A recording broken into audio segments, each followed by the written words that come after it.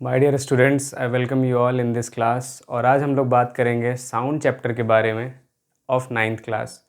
तो ninth class में जो साउंड चैप्टर है इसकी स्टार्टिंग आपने एट्थ क्लास में ही कर दी थी। एट्थ क्लास में बेसिक्स ऑफ साउंड आपने पढ़ा था, जिसमें मैंने खुद भी एक वीडियो बना रखी है इसी चैनल पे। आप एट्थ क्लास की प्लेलिस्ट देखोगे तो उसमें आपको साउंड चैप्टर मिल जाएगा। तो वहाँ पे मैंने आपको एक मंत्रा बताया था VCR। So V stands for vibration, R C for compression and R for rarefaction. तो मैंने बताया था बिना वाइब्रेशन के साउंड होगा ही नहीं, आगे बढ़ेगा ही नहीं। तो आगे बढ़ने के लिए उसने क्या क्या रास्ता लिया था? कंप्रेशन और रेयरफेक्शन का। थ्रू कंप्रेशन एंड रेयरफेक्शन वो आगे बढ़ता जाता है क्या साउंड, क्यों? Due to vibration, right. तो आज हम लोग उसी के आगे हम लोग पढ़ने वाले हैं, क्योंकि नाइन्थ क्लास का चैप्टर जो है थोड़ा सा बड़ा है और हम लोग उसके आगे पढ़ने वाले हैं, ठीक है।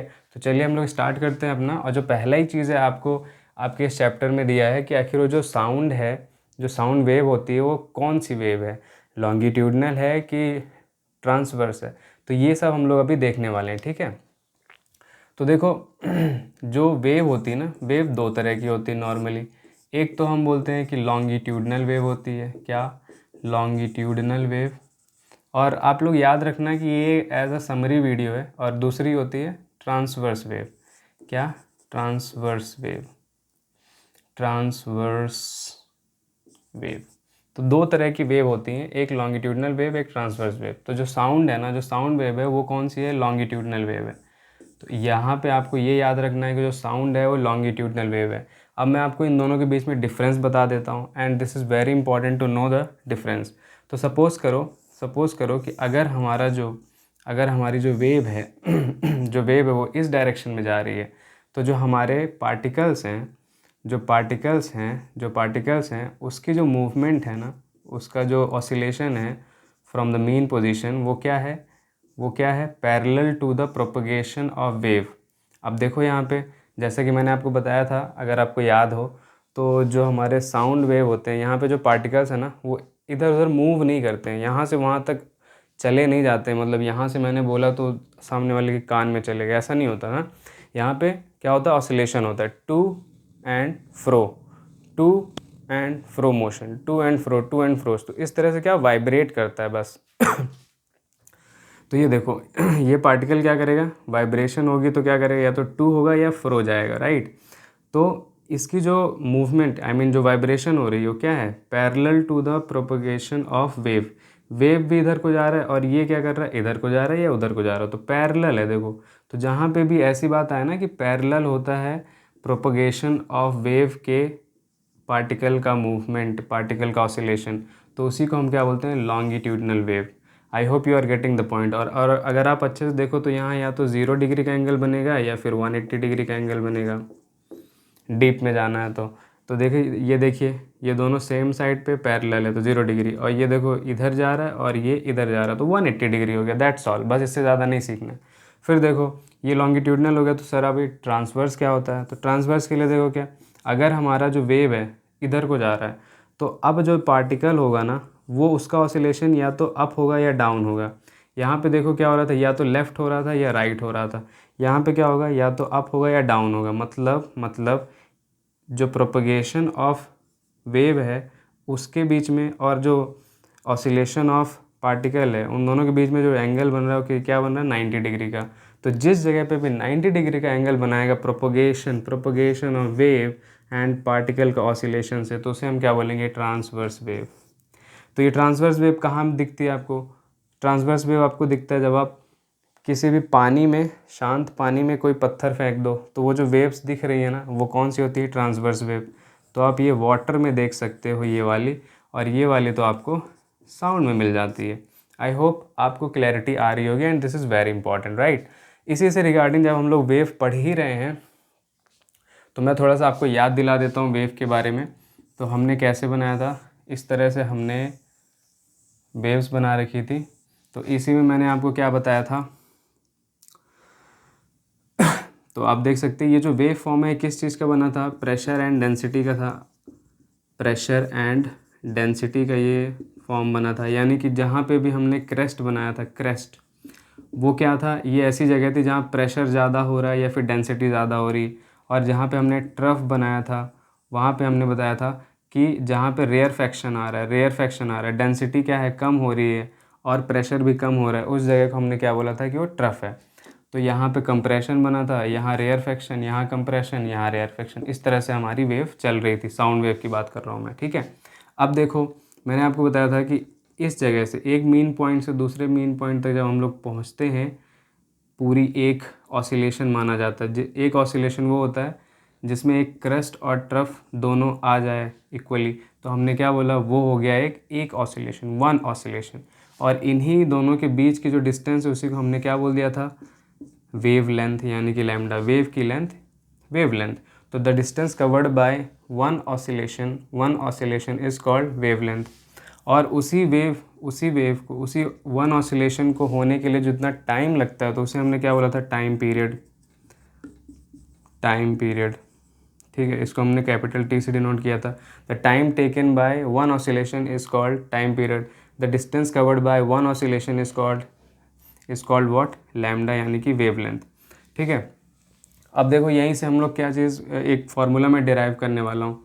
साथ ही साथ मैंने इसी में आपको क्या बताया था कि ये जो लेंथ होती है, मैक्सिमम लेंथ होती है ऑफ अ ट्रफ और अ क्रस्ट, तो वो होता है हमारा एम्पलीट्यूड, ठीक।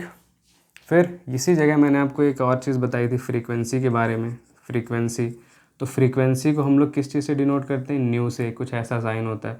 और फ्रीक्वेंसी को मैंने बताया था उसका फॉर्मूला होता है 1/T, है ना, 1/T होता है। अब देखिए आपने वेलोसिटी पढ़ा है, तो वेलोसिटी या फिर आप इसे स्पीड बोल दीजिए, दो में से कुछ भी बोलिए। और यहाँ पे अगर आप वेलोसिटी बोल रहे हो तो डिस्प्लेसमेंट बोलना पड़ेगा, ठीक है, डिस्प्लेसमेंट। और अगर आप स्पीड बोल रहे हो तो यहाँ पे डिस्टेंस बोल दो, इनमें से कोई भी एक बोल सकते हैं, ठीक है। और अपॉन में क्या होता है, टाइम। अब इसको पढ़ना कैसे है, अगर वेलोसिटी है तो डिस्प्लेसमेंट अपॉन टाइम, अगर स्पीड आप ले रहे हो तो speed equals to distance upon time, ठीक है। तो अब देखिए यहाँ पे वेलोसिटी के लिए मैं v रख देता हूँ, और ये जो डिस्टेंस है या डिस्प्लेसमेंट है, देखो डिस्टेंस जो कवर हुआ क्या है, वो वेव लेंथ, यानी कि लैम्डा, तो मैं यहाँ लैम्डा लिख रहा हूँ। टाइम के लिए मैं क्या रख रहा हूँ, t, ठीक है। नेक्स्ट पॉइंट, अब ये देखो मैंने बताया ना कि जो फ्रीक्वेंसी है ये 1/T होता है, तो अगर मैं इसको ऐसे लिखूँ तो कोई दिक्कत नहीं होनी चाहिए, ऐसे लिखूँ तो कोई दिक्कत नहीं, और इसको और अच्छे से वेरीफाई करूँ तो ये ऐसे दिखेगा। तो अब हमारा जो फॉर्मूला बन के रेडी हो चुका है वो क्या है, v equals to lambda nu, यानी कि velocity of sound equals to wavelength into frequency. तो ये आपका नया फार्मूला रेडी हो जाता है, ठीक है। तो ये हो गया आपका वेलोसिटी के बारे में बात। अब और आगे सुनिए, दिस इज़ वेरी इंपॉर्टेंट। अब वेलोसिटी, आखिर वेलोसिटी किन किन चीज़ों पे डिपेंड करती है, आखिर वेलोसिटी किन किन चीज़ों पे वेरिएशंस कैसे कैसे आते हैं, वो मैं आपको बता देता हूँ। तो जो हमारा वेलोसिटी होता है ना, बस देखो आपके बुक में तो काफ़ी कुछ दिया है और काफ़ी कॉम्प्लिकेटेड भी दिया है, मैं बहुत सिंपल बता रहा हूँ, तीन चीज़ें याद रखो बस। वेलोसिटी ऑफ साउंड किन चीज़ों पे डिपेंड करता है, ठीक है, ये हम लोग बताने वाले हैं। तो तीन चीज़ों पे डिपेंड करता है वेलोसिटी ऑफ साउंड, कौन कौन सी, पहली देखो, velocity is directly proportional to the square root of temperature. दूसरा velocity is inversely proportional to the square root of density, इसको डेंसिटी बोलते हैं। और थर्ड पॉइंट है velocity is inversely proportional to the molecular mass. अब इन तीनों को कंबाइन करके अगर आप लिखोगे तो आपको फार्मूला मिल जाएगा। ये इसको मैं पूरा बड़ा रूट कर देता हूँ, T/ρ/m। आप इसको ऐसे भी लिख सकते हैं, यहाँ पे कोई कांस्टेंट मान लीजिए, और ये सिंपली, तो जब आप न्यूमेरिकल कर रहे होंगे उस टाइम पे आपको यही फार्मूला यूज़ करना है, ठीक है।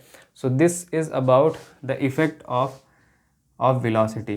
तो ये वेलोसिटी किन किन चीज़ों पे डिपेंड करता है ये मैंने आपको बता दिया। टेम्परेचर, इससे डायरेक्ट क्वेश्चन आएगा, आपसे वर्डिंग्स में भी पूछ सकता है, so be ready to give the answer. अब यहीं पे हमने एक और बात करी है फ्रीक्वेंसी के बारे में, तो एक और चीज़ याद रखिए, मैं कुछ चीज़ें रब कर देता हूँ तो मेरे लिए स्पेस बन जाए, ठीक है।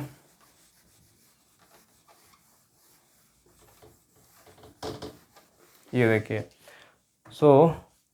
अब देखिए फ्रीक्वेंसी की अगर हम बात करते हैं ना, तो एक ऑडिबल रेंज करके होता है, रेंज यानी कि जो हमें सुनाई देता है, ऑडिबल रेंज। तो आखिर कौन सी कितनी फ्रीक्वेंसी की चीज़ें हमें सुनाई देती हैं, तो इसके लिए एक रेंज होती है जिसे हम कहते हैं 20 हर्ट्ज़ टू 20 किलो हर्ट्ज़। ये एक ऐसी रेंज है जो अगर किसी भी वाइब्रेशन की फ्रीक्वेंसी इतनी हुई, इन दोनों के बीच में हुई तो हमें सुनाई देगा। अगर इससे कम हुआ, 20 से कम हुआ तो भी हमें सुनाई नहीं देगा, और अगर 20,000 से ज़्यादा हुआ तो भी हमें नहीं सुनाई देगा। तो जो 20,000 से कम होता है उसे हम क्या बोलते हैं, इंफ्रासोनिक। क्या बोलते हैं, इंफ्रासोनिक। और जो 20,000 से ज़्यादा होता है उसे हम क्या बोलते हैं, अल्ट्रासोनिक। अल्ट्रासोनिक। तो ये अल्ट्रासोनिक कौन करता है, रात में चमगादड़ होते हैं, बैट, वो होते हैं, वो अपनी जो आवाज़ निकालते हैं उनकी आवाज़ जो है वो, उसकी फ्रीक्वेंसी अल्ट्रासोनिक होती है। डॉल्फिन हो गया, ठीक है। तो ये लोग क्या करते हैं, अल्ट्रासोनिक निकालते हैं और फ्रीक्वेंसी होती है। और यहाँ देखो, यहाँ इंफ्रासोनिक एग्जांपल्स क्या हैं, आप देख सकते हो जो एनिमल्स होते हैं ना वो इंफ्रासोनिक भी सुन पाते हैं। तो जब भी कभी भूकंप वगैरह आ रहा होता है, जैसे अभी तुर्की में आया है, टर्की, वहाँ पे जब भूकंप आया तो एक वीडियो दिखा रहा था कि भूकंप आने से आधे घंटे पहले एक कुत्ता भौंक रहा था, ठीक है। तो इसका रीज़न क्या है कि उनको ना इंफ्रासोनिक जो साउंड है वो सुनाई देता है। तो हम यहाँ पे डॉग्स लिख सकते हैं, इवन इन्फेंट बेबी जो होते हैं ना उनको भी सुनाई देता है, ठीक है। तो ये हो गया, ये इंफ्रासोनिक हो गया, ये अल्ट्रासोनिक हो गया, और ये हमारा ह्यूमन का ऑडिबल रेंज हो गया। क्लियर है, ये हमारा ह्यूमन का ऑडिबल रेंज हो गया। सो मैंने इतनी चीज़ें आपको बता दी। अब हम लोग आगे बढ़ते हैं नेक्स्ट चीज़ पे, वो है, मैं इसको रब कर रहा हूँ, ठीक है। तब तक आप इसको रिवाइज़ कर लीजिए अच्छे से, मैंने जो जो बताया, longitudinal wave, transverse wave, frequency क्या होता है, फार्मूला क्या होता है, जो वेलोसिटी हो किन किन चीज़ों पे डिपेंड करती है, ठीक है। एक बार आंख बंद करके इस स्टोरी को सोचना और आपको सब चीज़ों के आंसर मिल जाएंगे। अब इसी चैप्टर में मैं थोड़ा आगे बढ़ता हूँ। तो जैसे कि आप लोगों ने ऑलरेडी पढ़ा है एक चैप्टर में मुझसे कि रिफ्लेक्शन ऑफ लाइट जैसा कुछ कॉन्सेप्ट होता है, तो सेम रूल्स फॉलो होते हैं रिफ्लेक्शन ऑफ साउंड में भी। तो देखो यहाँ पे क्या होता है, इस जगह पे हम लोग रिफ्लेक्शन में जब पढ़ने जाते हैं तो दो कॉन्सेप्ट आते हैं हमारे पास। पहला है एको, आप इको भी बोलते हो, और दूसरा होता है रिवर्बरेशन। क्या होता है, रिवर्बरेशन। अब इन दोनों में क्या डिफरेंस है जैसे लगभग एक ही जैसा कॉन्सेप्ट है, और दोनों में रिफ्लेक्शन ऑफ साउंड का इस्तेमाल होता है। तो देखो पहले मैं आपको बताता हूँ इको के बारे में। सबसे पहले पॉइंट तो आप ये याद रखो कि रिफ्लेक्शन ऑफ साउंड के लिए हमें जो रिफ्लेक्टिंग सरफेस है ना वो बिग होना चाहिए या लार्ज होना चाहिए, दोनों में ही। रिफ्लेक्शन जो है ना, जो रिफ्लेक्टिंग सरफेस है वो बिग या फिर लार्ज होना बहुत ज़रूरी है, यानी कि बड़ा होना चाहिए हमारा रिफ्लेक्टिंग सरफेस। क्लियर। फिर देखो सेकंड, ये जो एको होता है वो ओपन में होता है, यानी कि हिली एरियाज़ में आपको दिखेगा, ओपन एरिया में दिखेगा मोस्टली। और यहाँ पे क्या होता है, क्लोज्ड होता है, यानी कि रूम में या फिर ऑडिटोरियम में आपको ये चीज़ देखने को मिलेगा, ठीक। थर्ड चीज़ देखिए, third cheese is very important, that is कि जब भी, अब मैं यहाँ पे बना देता हूँ, मान लो कि ये हमारा रिफ्लेक्टिंग सरफेस है, ये हिल है, और यहाँ पे एक लड़का खड़ा है जिसने अपना नाम बोला, ओके, इसने अपना नाम बोला और ये आवाज़ यहाँ गई और यहाँ से वापस आई। तो यहाँ पे ये जो डिस्टेंस है ना, ये जो डिस्टेंस है इसको मैंने डी मान लिया। तो जो डिस्टेंस है ना वो 17.2 मीटर से ज़्यादा होना चाहिए, तभी आपको एक प्रॉपर एको अपनी आवाज़ सुनाई देगी, ठीक है। प्रॉपर आवाज़ तभी सुनाई देगी। ओके, फोर्थ पॉइंट देखो क्या है, फोर्थ पॉइंट है कि जो टाइम है ना, और वापस आवाज़ आने में गई वापस आई, आने में कम से कम कितना टाइम होना चाहिए हमारे पास, मतलब 0.1 सेकेंड से ज़्यादा का टाइम मिलना चाहिए वापस आके हमें सुनने के लिए। तभी क्या है, हमारा जो ब्रेन है वो समझ पाता है कि आवाज़ क्या आई है, अदरवाइज़ वो हम समझ नहीं पाएंगे। हमारी ब्रेन अगर टाइम इतना नहीं मिलेगा, 0.1 सेकेंड का टाइम कम से कम होना चाहिए, तभी जाके हम समझ पाएंगे। ये 4 पॉइंट बहुत इंपॉर्टेंट है। अब देखो जब हम रिवर्बरेशन की बात करते हैं तो यही चीज़ क्या हो जाती है, ऑपोजिट। यहाँ पे क्या, क्लोज्ड रूम हो जाता है ना।